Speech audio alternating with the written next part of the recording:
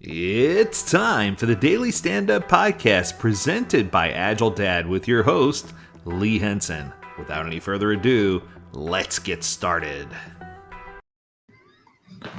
All right, everyone, it's time for another episode of the Daily Stand Up Podcast. Wow.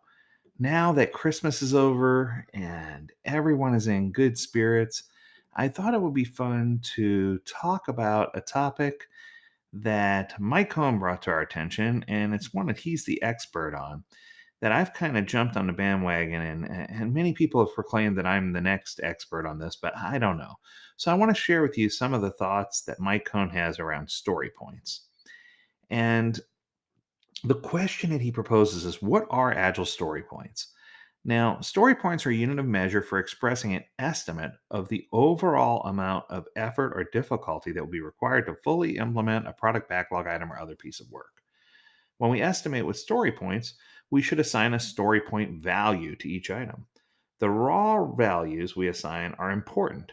Some teams use the modified Fibonacci sequence 1, 2, 3, 5, 8. Others use a doubling sequence 1, 2, 4, 8, 16.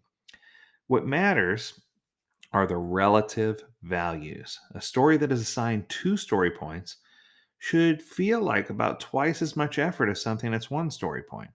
It should also be 2/3 of the effort of a story that is estimated at 3 story points. Okay, so let's stop there for a second. I agree and disagree. So let me explain. So for me, I found that it's hard for somebody to say, well, this is 2/3 of that, or this is 1/4 of that. It's hard for us to get our head around when we're consistently and always using numbers. So my advice was to use a t-shirt size. If you can think to yourself, let's find one story that we feel is small in size or scope, small effort, and we can find that one and put our finger on that one, then it should be easy for us to say, okay, based on that one as our benchmark, and based on all the others that we put on a wall, which ones fall into a medium category or large category, an extra small or an extra large. It should be easy for us to get through and sort those items. Now, the advantage of doing it this way is that you're not using numbers. So there's no way to confuse or track back or try to tie a value of a number to time. So for me, I think taking time completely out of the equation, because sometimes when you say effort, people automatically associate effort with time. So for me, if I say I'm not trying to ask you about effort, so the easiest way for me to describe this is one of my friends, his son just had a newborn baby. And I saw the baby and I said, "Your baby is adorable. She's precious." And he says, "Thank you." I said, "So how many gallons does your baby weigh?"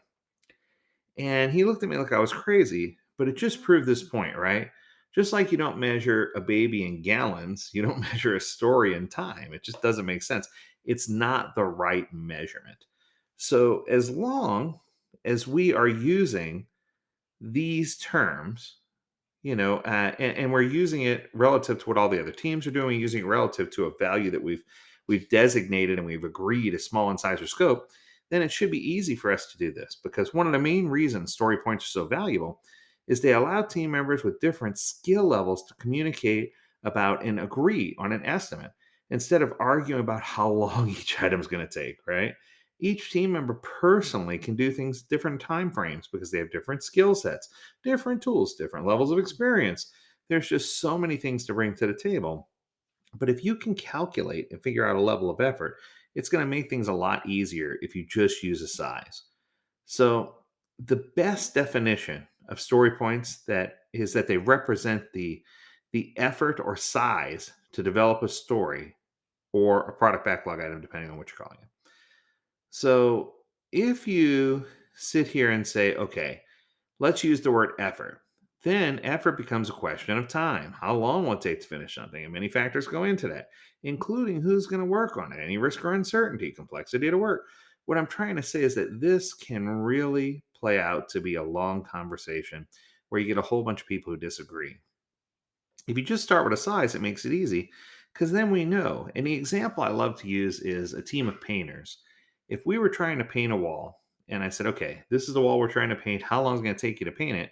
Everybody may have a different idea of how long it takes to paint the wall. But the truth is, everyone can agree that that wall is medium in size compared to all the other walls if we have taken the time to hand select what a small wall looks like. So, my point here is that if you want to alleviate risk and uncertainty, and if you want to have a way to forecast the amount of work you do, that you need to consider complexity and size as opposed to time and effort. And if you can do that, it's really going to make this a whole lot easier.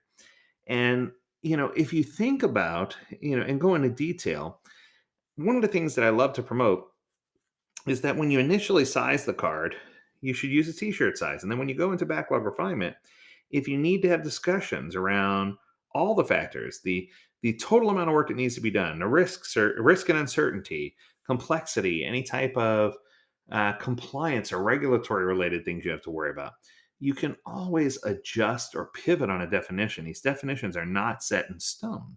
If you think about how the conversation should flow and who should be involved, you should start with a high level estimate that's provided by the product owner to give, and you might call it a swag.